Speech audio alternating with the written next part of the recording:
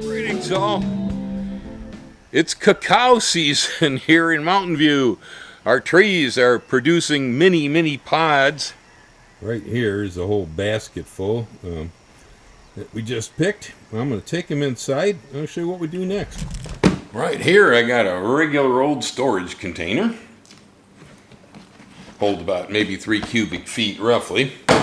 Inside of it here you'll see we have put banana leaves. And then down inside here you'll see we got a whole big pile of cacao beans in there. I did these last night. We're going to put them in here wrapped in banana leaves inside these containers, keep the bugs and stuff out. And we're going to go ahead and let them ferment. So the pulp around the cacao bean has a lot of sugar. It's quite sweet. And it will cause fermentation. When we take them and place enough of them into a container and cover it up, the yeast will get at them and they'll start to cook a little bit. And so first they're going to turn the sugars into alcohol. Then once the alcohol has been converted, it will then be attacked by a bacteria that will produce acetic acid. So you'll start to get a souring or a vinegaring that will make an acid out of the alcohol. And that's the point when the bean is ready, when we can take it out. We'll wash them clean, we'll spread them out, we'll dry them, and then after they've been dried, then we'll go ahead and we will roast them. And then once they're roasted, we're going to crack them and make nibs out of them. This batch here is going to go as far as being cacao to use for making hot chocolate and so on. I'm not going to produce edible chocolate from them, just the cocoa powder. So that's the basic idea. So let me show you what happens here. Here's a cacao pod. And what we're going to try to do here is get the beans out of the pod in the easiest way possible. Now, there's probably a whole lot of ways to do this. I've just started to use a meat cleaver.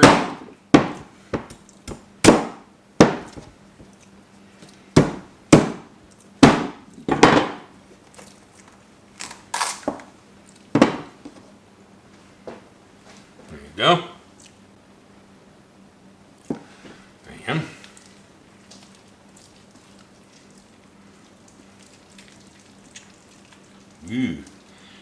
the cocoa butter is good lotion for this hand skin. There we go. End up with that thing.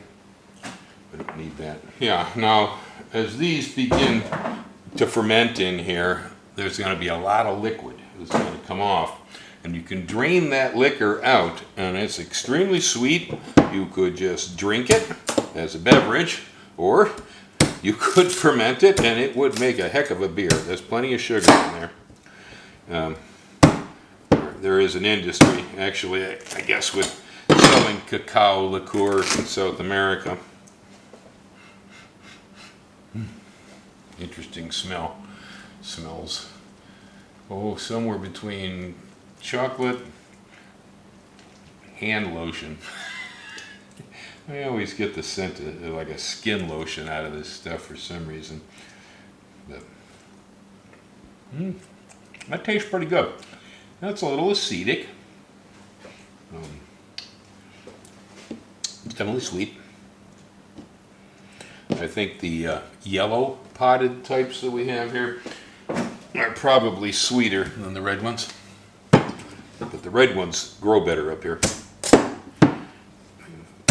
Further down the mountain don't matter. Up here, these red potted types perform better in cooler temperatures at higher elevation.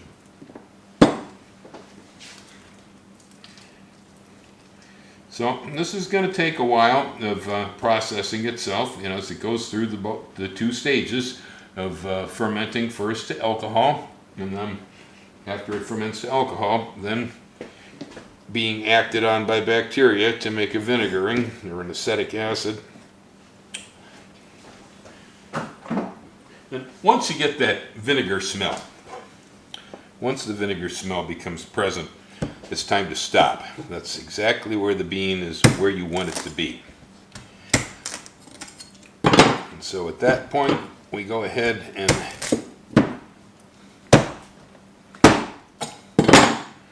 take the whole mess, we pull it all apart, and we wash them. They get all washed just like coffee beans do. We'll wash off whatever didn't ferment off on the outside, clean them up, and then we're going to just spread them out over here and get these nice and dry. After that, they're going to go into the oven roasting process. And once they're roasted, then we're going to be able to crack the parchment off the outside because there's a husk on the outside of the bean. That gets cracked off, then everything gets ground and becomes cocoa nibs. Well, last pod.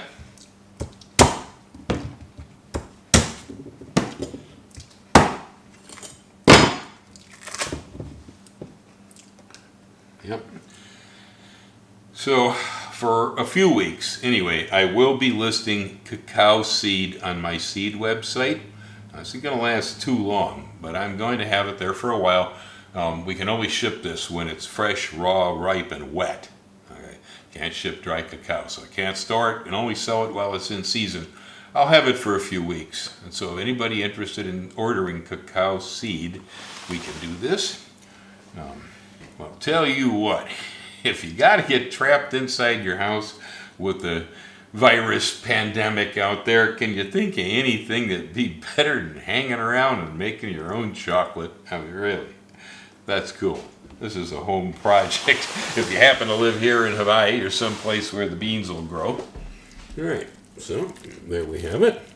That's all the beans I can come up with today anyway. And I'm tired of chopping. So I'm going to flatten these out here, press them together real nice. They'll ferment better if there's less air spaces in there. I'm going to cover them all up.